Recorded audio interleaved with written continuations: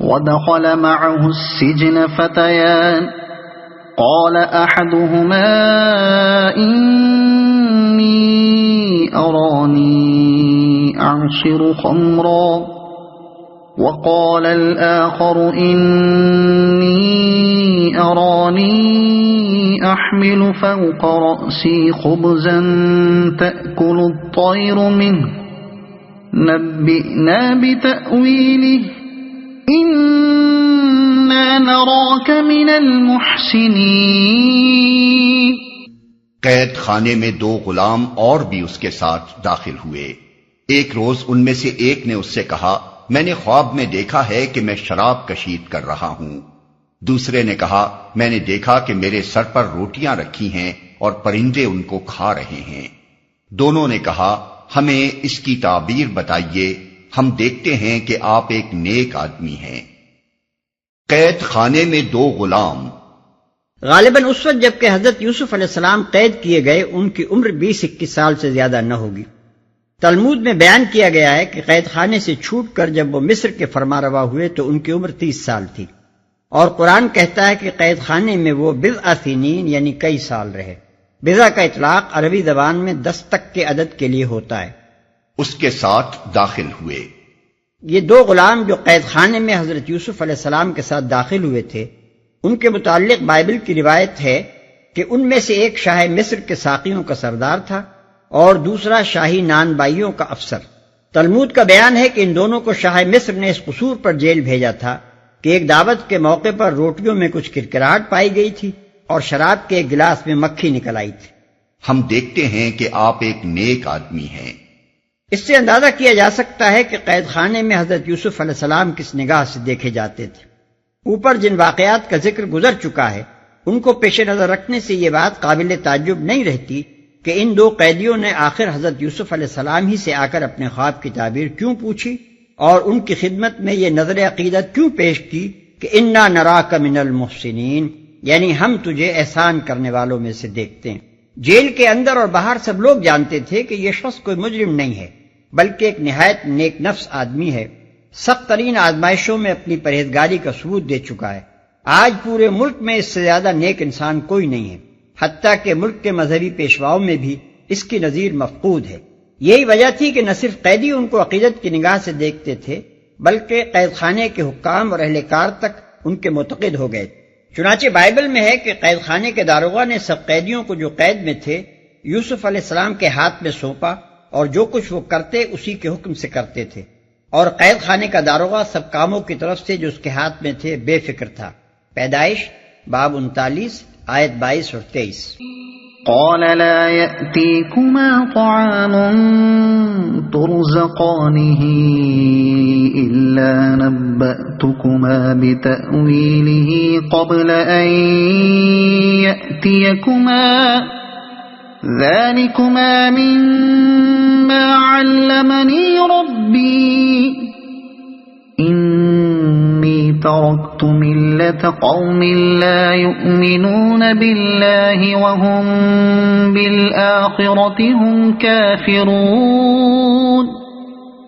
واتبعت ملة آبائي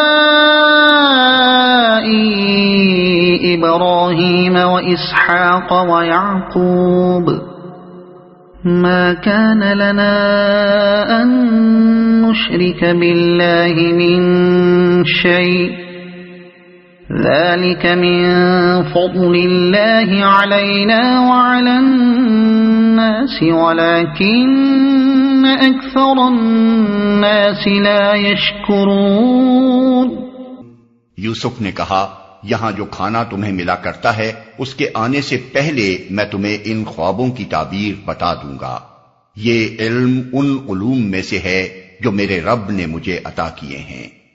واقعہ یہ ہے کہ میں نے ان لوگوں کا طریقہ چھوڑ کر جو اللہ پر ایمان نہیں لاتے اور آخرت کا انکار کرتے ہیں، اپنے بزرگوں ابراہیم، اسحاق اور یعقوب کا طریقہ اختیار کیا ہے۔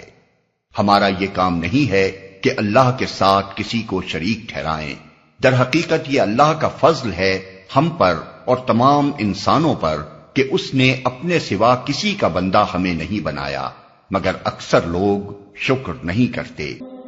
يا صاحبي السجن أأرباب متفرقون خير أم الله الواحد القهار ما تعبدون من دونه إلا أسماء سميتموها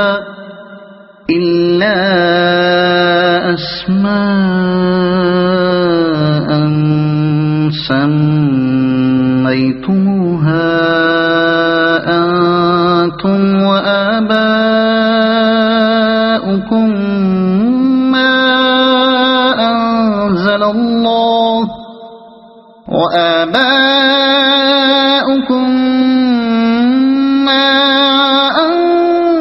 الله بها من سلطان إن الحكم إلا لله أمر ألا تعبدوا إلا إياه ذلك الدين القيم ولكن أكثر الناس لا يعلمون۔ اے زنداں کے ساتھیو، تم خود ہی سوچو کہ بہت سے متفرق رب بہتر ہیں یا وہ ایک اللہ جو سب پر غالب ہے؟ اس کو چھوڑ کر تم جن کی بندگی کر رہے ہو وہ اس کے سوا کچھ نہیں ہیں کہ بس چند نام ہیں جو تم نے اور تمہارے آباء و اجداد نے رکھ لیے ہیں۔ اللہ نے ان کے لیے کوئی سند نازل نہیں کی۔ فرما روائی کا اقتدار اللہ کے سوا کسی کے لیے نہیں ہے۔ اس کا حکم ہے کہ خود اس کے سوا تم کسی کی بندگی نہ کرو۔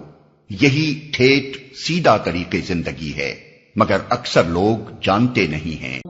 یا صاحبی السجن اما احدکما فیسقی ربه خمرا واما الاخر فیصلب فتأکل الطیر من رأسه قضی الامر الذی فیہ تستفتیان۔ اے زنداں کے ساتھیو، تمہارے خواب کی تعبیر یہ ہے کہ تم میں سے ایک تو اپنے رب شاہ مصر کو شراب پلائے گا، رہا دوسرا تو اسے سولی پر چڑھایا جائے گا اور پرندے اس کا سر نوچ نوچ کر کھائیں گے۔ فیصلہ ہو گیا اس بات کا جو تم پوچھ رہے تھے۔ یہ تقریر جو اس پورے قصے کی جان ہے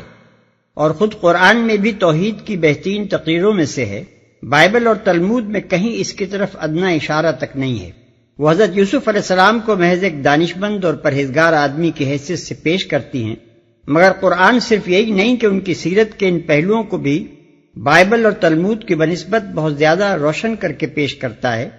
بلکہ اس کے علاوہ وہ ہم کو یہ بھی بتاتا ہے کہ حضرت یوسف علیہ السلام اپنا ایک پیغمبرانہ مشن رکھتے تھے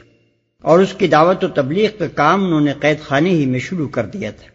یہ تقریر ایسی نہیں ہے کہ اس پر سے یوں ہی سرسری طور پر گزر جائیے، اس کے متعدد پہلو ایسے ہیں جن پر توجہ اور غور و فکر کرنے کی ضرورت ہے۔ ایک، یہ پہلا موقع ہے جبکہ حضرت یوسف علیہ السلام ہم کو دین حق کی تبلیغ کرتے نظر آتے ہیں۔ اس سے پہلے ان کی داستان حیات کے جو ابواب قرآن نے پیش کیے ہیں ان میں صرف اخلاق فاضلہ کی مختلف خصوصیات مختلف مرحلوں پر ابھرتی رہی ہیں، مگر تبلیغ کا کوئی نشان وہاں نہیں پایا جاتا۔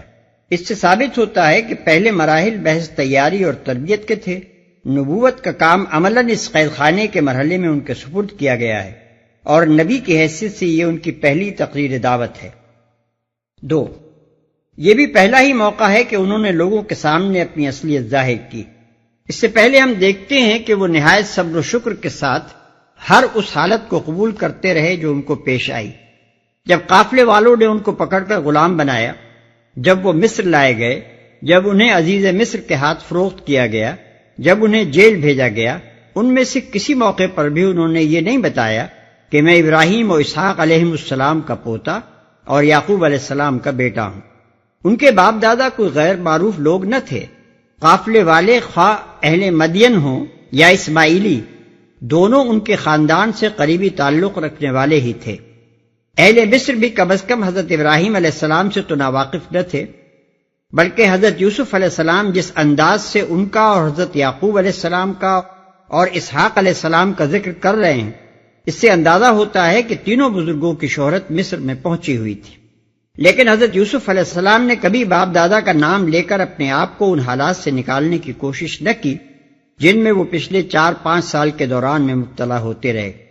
غالباً وہ خود بھی اچھی طرح سمجھ رہے تھے کہ اللہ تعالیٰ جو کچھ انہیں بنانا چاہتا ہے اس کے لیے ان کا ان حالات سے گزرنا ہی ضروری ہے، مگر اب انہوں نے محض اپنی دعوت و تبلیغ کی خاطر اس حقیقت سے پردہ اٹھایا کہ میں کوئی نیا اور نرالا دین پیش نہیں کر رہا ہوں، بلکہ میرا تعلق دعوت توحید کی اس عالمگیر تحریک سے ہے جس کے ائمہ ابراہیم، اسحاق و یعقوب علیہم السلام ہیں۔ ایسا کرنا اس لیے ضروری تھا کہ داعی حق کبھی اس دعوے کے ساتھ نہیں اٹھا کرتا کہ وہ ایک نئی بات پیش کر رہا ہے جو اس سے پہلے کسی کو نہ سوجی تھی، بلکہ پہلے قدم ہی پر یہ بات کھول دیتا ہے کہ میں اس ازلی و ابدی حقیقت کی طرف بلا رہا ہوں جو ہمیشہ سے تمام اہل حق پیش کرتے رہے ہیں۔ 3، پھر حضرت یوسف علیہ السلام نے جس طرح اپنی تبلیغ کے لیے موقع نکالا اس میں ہم کو حکمت تبلیغ کا ایک اہم سبق ملتا ہے۔ 2 آدمی اپنا خواب بیان کرتے ہیں اور اپنی عقیدت مندی کا اظہار کرتے ہوئے اس کی تعبیر پوچھتے ہیں۔ جواب میں آپ فرماتے ہیں کہ تعبیر تو میں تمہیں ضرور بتاؤں گا، مگر پہلے یہ سن لو کہ اس علم کا ماخذ کیا ہے جس کی بنا پر میں تمہیں تعبیر دیتا ہوں۔ اس طرح ان کی بات میں سے اپنی بات کہنے کا موقع نکال کر آپ ان کے سامنے اپنا دین پیش کرنا شروع کر دیتے ہیں۔ اس سے یہ سبق ملتا ہے کہ فی الواقع کسی شخص کے دل میں اگر تبلیغ حق کی دھن سمائی ہوئی ہو اور وہ حکمت بھی رکھتا ہو تو کیسی خوبصورتی کے ساتھ وہ گفتگو کا رخ اپنی دعوت کی طرف پھیر سکتا ہے۔ جسے دعوت کی دھن لگی ہوئی نہیں ہوتی اس کے سامنے تو مواقع پر مواقع آتے ہیں اور وہ کبھی محسوس نہیں کرتا کہ یہ موقع ہے اپنی بات کہنے کا، مگر وہ جسے دھن لگی ہوئی ہوتی ہے وہ موقع کی تاک میں لگا رہتا ہے اور اسے پاتے ہی اپنا کام شروع کر دیتا ہے۔ البتہ بہت فرق ہے حکیم کی موقع شناسی میں اور اس نادان مبلغ کی بھونڈی تبلیغ میں جو موقع و محل کا لحاظ کیے بغیر لوگوں کے کانوں میں زبردستی اپنی دعوت ٹھوسنے کی کوشش کرتا ہے اور پھر لیچڑ پن اور جھگڑالو پن سے انہیں الٹا متنفر کر کے چھوڑتا ہے۔ 4، اس سے یہ بھی معلوم کیا جا سکتا ہے کہ لوگوں کے سامنے دعوت دین پیش کرنے کا صحیح ڈھنگ کیا ہے۔ حضرت یوسف علیہ السلام چھوٹتے ہی دین کے تفصیلی اصول اور ضوابط پیش کرنے شروع نہیں کر دیتے، بلکہ ان کے سامنے دین کے اس نقطۂ آغاز کو پیش کرتے ہیں جہاں سے اہل حق کا راستہ اہل باطل کے راستے سے جدا ہوتا ہے، یعنی توحید اور شرک کا فرق۔ پھر اس فرق کو وہ ایسے معقول طریقے سے واضح کرتے ہیں کہ عقل عام رکھنے والا کوئی شخص اسے محسوس کیے بغیر نہیں رہ سکتا۔ خصوصیت کے ساتھ جو لوگ اس وقت ان کے مخاطب تھے ان کے دل و دماغ میں تو تیر کی طرح یہ بات اتر گئی ہوگی، کیونکہ وہ نوکر پیشہ غلام تھے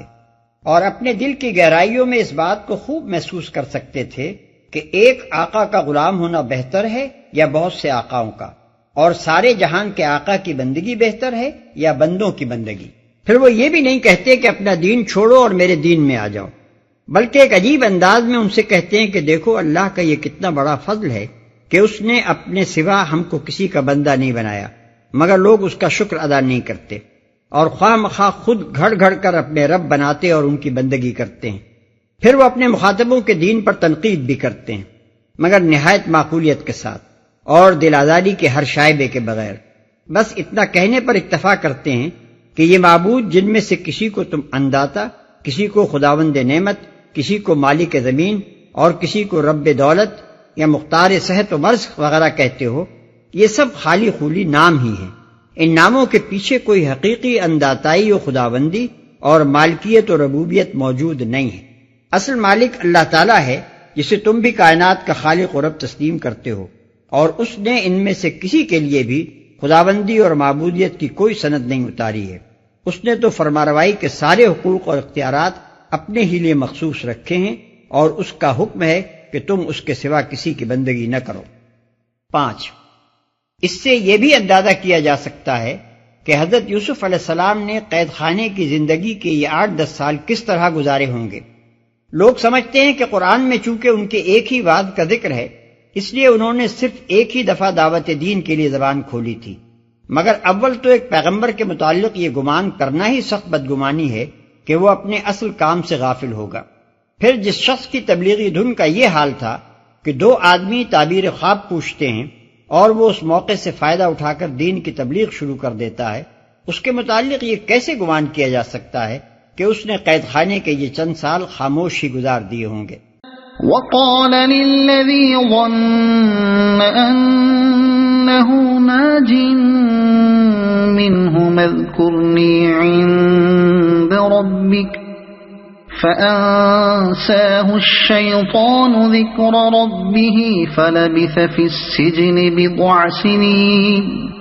پھر ان میں سے جس کے متعلق خیال تھا کہ وہ رہا ہو جائے گا، اس سے یوسف نے کہا کہ اپنے رب شاہ مصر سے میرا ذکر کرنا، مگر شیطان نے اسے ایسا غفلت میں ڈالا کہ وہ اپنے رب شاہ مصر سے اس کا ذکر کرنا بھول گیا،